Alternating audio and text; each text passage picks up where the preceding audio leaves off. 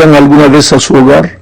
Esas preguntas que ellos se hacían mientras peregrinaban rumbo a Babilonia son preguntas que también nosotros debemos hacer a nosotros mismos. Interrogaciones que tienen que ver también con nosotros. Tú y yo también somos peregrinos, protagonistas del mismo conflicto, porque nosotros también fuimos arrancados un día de nuestro hogar y traídos a una tierra que no es nuestra. Somos esclavos y peregrinos de un mundo extraño, lleno de dolor y de muerte. Sufrimos muchas veces sin saber por qué.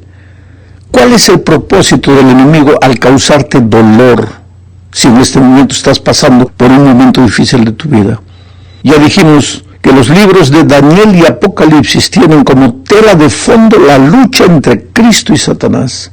Eso lo podemos ver de manera bien explícita en el mismo inicio del libro de Daniel. Daniel 1:1 dice: en el año tercero del reinado de Joacim, rey de Judá, vino Nabucodonosor, rey de Babilonia, a Jerusalén y la sitió. Es interesante, aquí aparecen dos ciudades en conflicto, Babilonia y Jerusalén.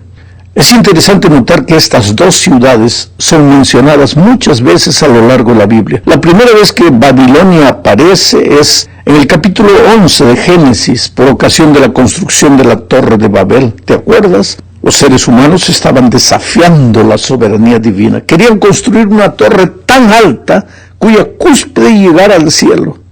¿Te acuerdas que Lucifer también quería llegar al cielo? Bueno, aquí está representado Lucifer en ese intento de la construcción de la Torre de Babel. De ahí viene Babilonia. Jerusalén es la otra ciudad que aparece en el libro de Génesis. Y Jerusalén es mencionada como Salem, la tierra de Melquisedec, sacerdote del Dios Altísimo. Y pues la Biblia nos da suficiente base para tomar a Melquisedec como símbolo del Señor Jesucristo, príncipe de paz. Ahora te das cuenta, Babilonia, la ciudad de los hombres que se atreven a desafiar la soberanía divina, y Jerusalén, la ciudad del príncipe de paz. Ahora, cuando lleguemos al libro de Apocalipsis, estas dos ciudades volverán a aparecer. Babilonia como la ciudad corrupta que será destruida y nunca más será hallada, y Jerusalén como la santa ciudad que desciende del cielo. ¿Te das cuenta que aunque Babilonia y Jerusalén fueron ciudades literales, son más que apenas ciudades, son también símbolos proféticos? Babilonia simboliza al gobierno de la maldad, de la desobediencia, del error, de la rebelión contra Dios, mientras que Jerusalén simboliza al gobierno de la piedad, de la obediencia, de la verdad. Es necesario también observar que en la Biblia, a lo largo de la historia, Babilonia es enemiga de Jerusalén y hace guerra contra ella. En los días de Daniel, por ejemplo, sitia Jerusalén, la derrota y se lleva los utensilios sagrados del templo. Esta actitud aparentemente inadvertida del rey Nabucodonosor, de tomar los utensilios que servían para los cultos al Dios de Israel y llevárselos a su tierra para colocarlos al servicio de su Dios, es algo de suma importancia porque tiene que ver con el gran conflicto de todos los siglos. Con esta actitud, el rey de Babilonia quería demostrar la superioridad de sus dioses. Quien daba las órdenes a partir de ese momento serían los dioses de Babilonia y no el Dios de Judá. La soberanía era ahora del Dios babilónico. Él debía ser adorado y obedecido. ¿Te das cuenta que lo que hay por detrás de esta historia es el asunto de la adoración, el conflicto por la adoración?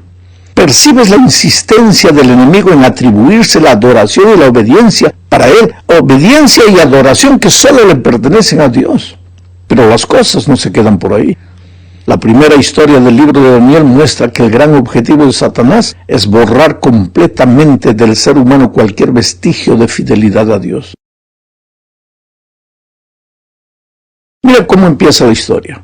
El rey pide jóvenes, Daniel y sus amigos, mentes maleables en formación, hombres en quienes todavía se puede inculcar hábitos, gente que aún podía ser enseñada. Y ahí van Daniel y sus amigos. Aquellos jóvenes habían sido siempre siervos de Jehová, pero ahora son retirados de su pueblo y de su cultura. ¿Cuál es la intención del rey enemigo? Simplemente sumergirlos, a esos muchachos, completamente en la cultura de su país, enseñarles el idioma, las costumbres, la dieta, en fin. llevarlos a asumir la cultura extranjera. El propósito es, dice el texto bíblico, para estar en el palacio del rey. En hebreo, esta frase literalmente dice para estar en pie delante del rey. ¿De qué rey? Del rey Nabucodonosor. El segundo paso del rey enemigo es cambiarles el nombre.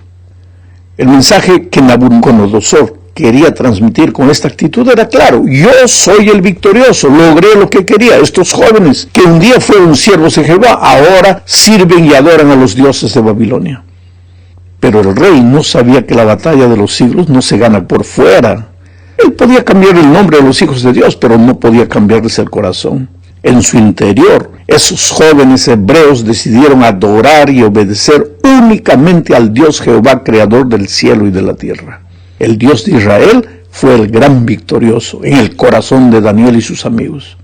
Pero hay un tercer intento para someter la voluntad de los jóvenes hebreos al Dios de Babilonia. Y ese intento fue cambiarles la dieta. Tú sabes que físicamente eres lo que comes, pero intelectual y espiritualmente eres lo que ves, oyes y lees. Esta es una ley natural de la vida. Hoy el enemigo está alcanzando su objetivo de destruir la imagen de Dios en los hombres, cambiándoles la dieta. Los órganos de comunicación que forman el estilo de vida de la sociedad están llenos de las comidas y las bebidas del rey enemigo. Sin embargo, la historia bíblica nos dice que Daniel propuso en su corazón no contaminarse con la porción de la comida del rey. ¡Qué decisión extraordinaria! La verdadera batalla no estaba siendo peleada solamente entre dos naciones. La verdadera lucha era por el control del corazón humano, y los jóvenes hebreos, aunque derrotados desde el punto de vista humano, fueron victoriosos en el terreno espiritual. Decidieron que solo servirían al Dios vivo de Israel. El relato bíblico dice: y puso Dios a Daniel en gracia y en buena voluntad con el jefe de los eunucos. ¿Te das cuenta que hasta el enemigo llega a admirar la fidelidad de un hijo de Dios? No existe argumento para ceder a las presiones, por más fuertes que éstas sean. El mundo está dispuesto a rendirse delante de las evidencias que muestran el poder de Dios actuando en favor de su pueblo fiel. El resultado de todo esto fue que después, cuando el rey consultó con los jóvenes hebreos, dice el texto, en todo asunto de sabiduría e inteligencia que el rey les consultó, los halló 10 veces mejores que todos los magos y astrólogos que había en todo su reino. Nota la manera sutil ahora con la cual el rey de Babilonia intentó borrar de los jóvenes hebreos cualquier vestigio de fidelidad, adoración y obediencia al rey de Israel.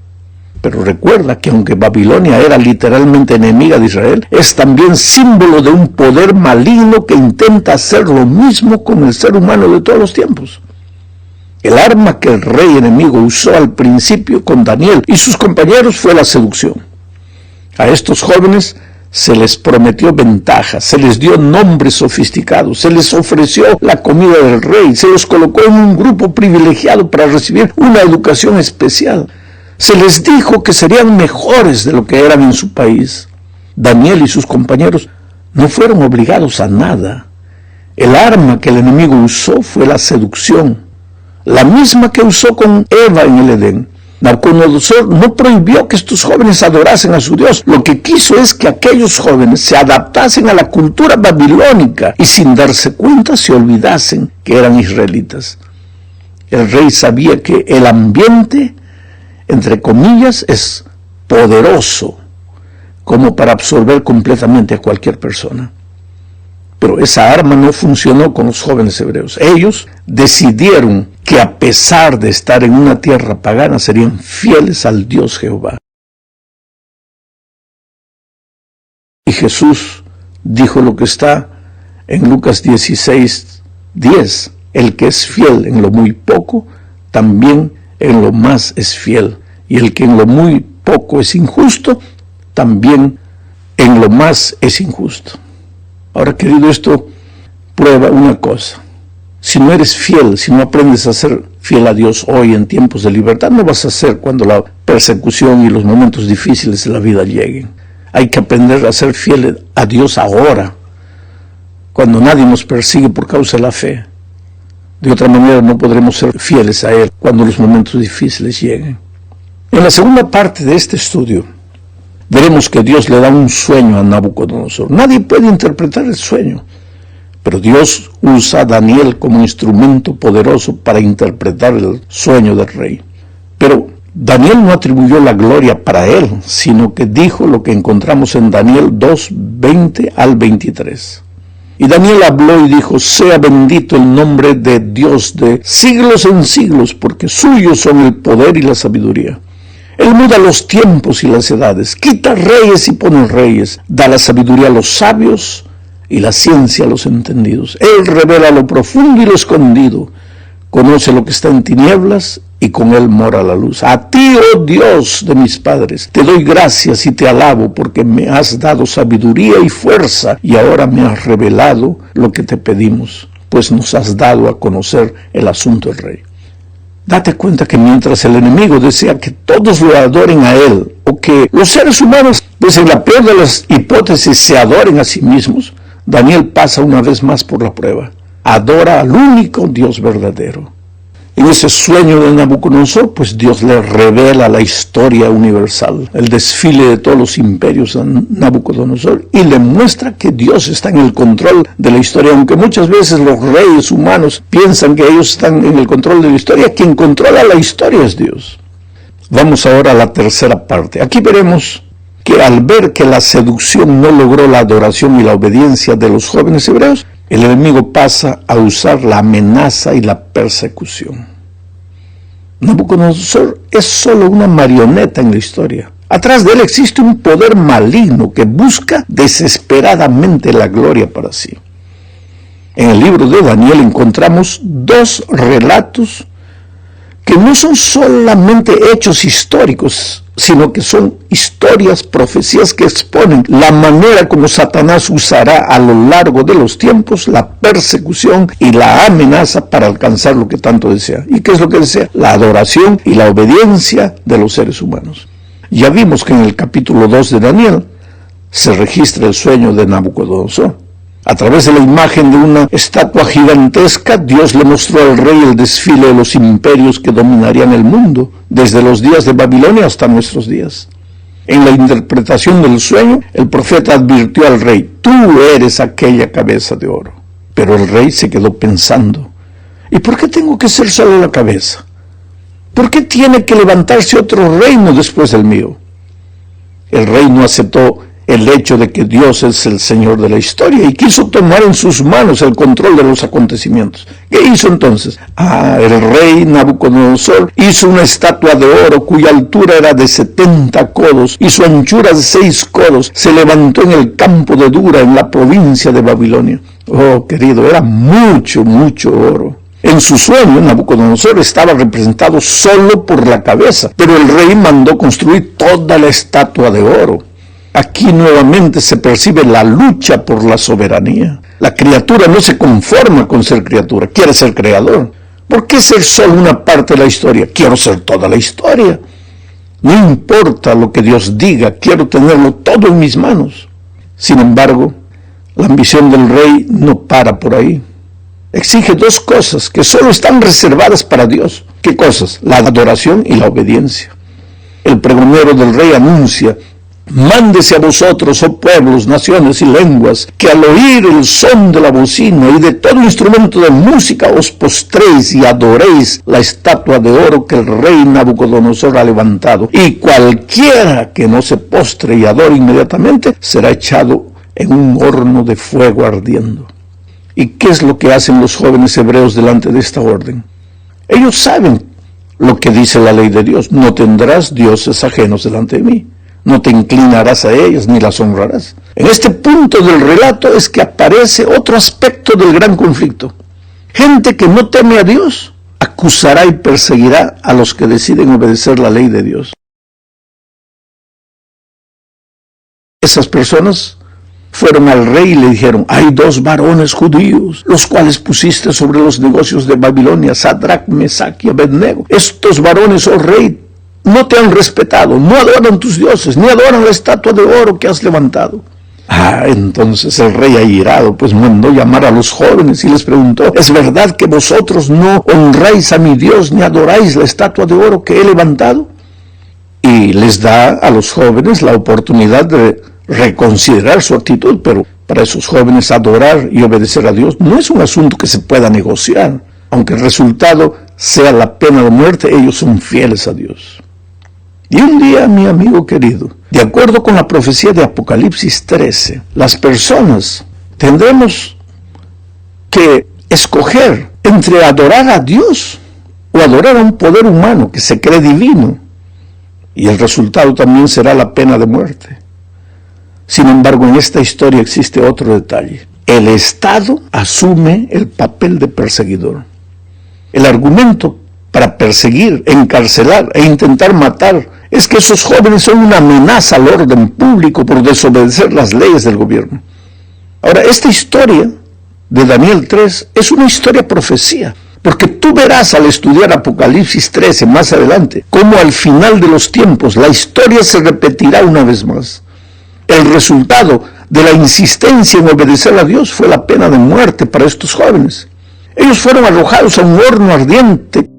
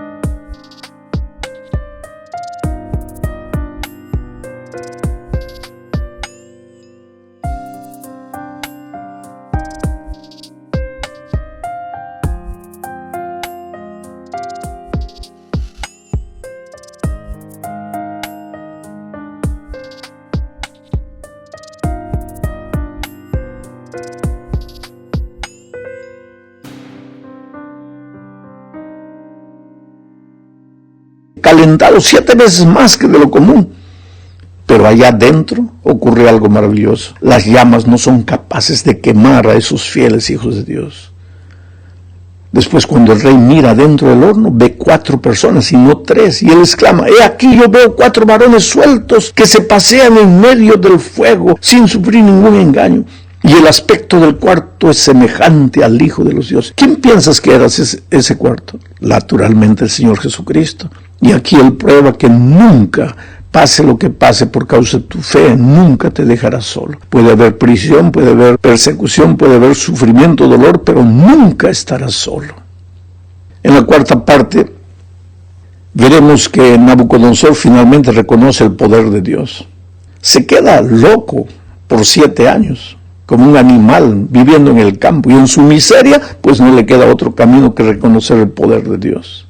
¿Sabes que el Señor permite que muchas veces sus hijos pasen por el valle del dolor y del sufrimiento? Porque es la única manera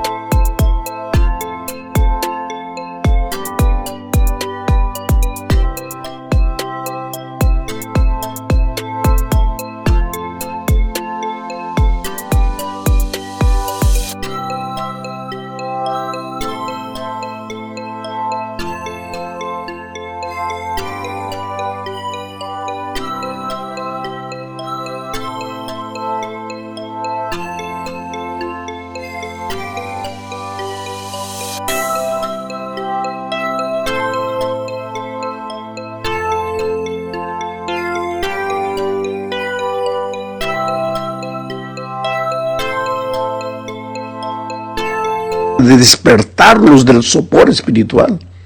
El rey se convierte después de eso y reconoce la soberanía de Jehová de los ejércitos. Yo te pregunto, ¿hasta cuánto Dios va a esperar para que tú te entregues al Señor Jesucristo? ¿Será necesario que tú también te quedes loco por 7 años? ¿Que pierdas alguna cosa? Nabucodonosor perdió la razón. Tú puedes perder las piernas, el dinero, la casa, yo no sé, cualquier cosa. Pero Dios te llama con cuerdas de amor. Si te resistes, pues Dios permite que la propia vida te golpee, porque para ver si de esa manera te despiertas, de esa manera sabes que estás endureciéndote contra Dios. Llegamos al fin de esta lección hablando de la fidelidad de Daniel. En esta ocasión, otra vez, cuando salió un decreto que le impedía orar. Todos están prohibidos de orar. Pues el profeta siguió orando y permaneció fiel a Dios, a pesar de las circunstancias adversas. La gran lección que necesitamos aprender es que la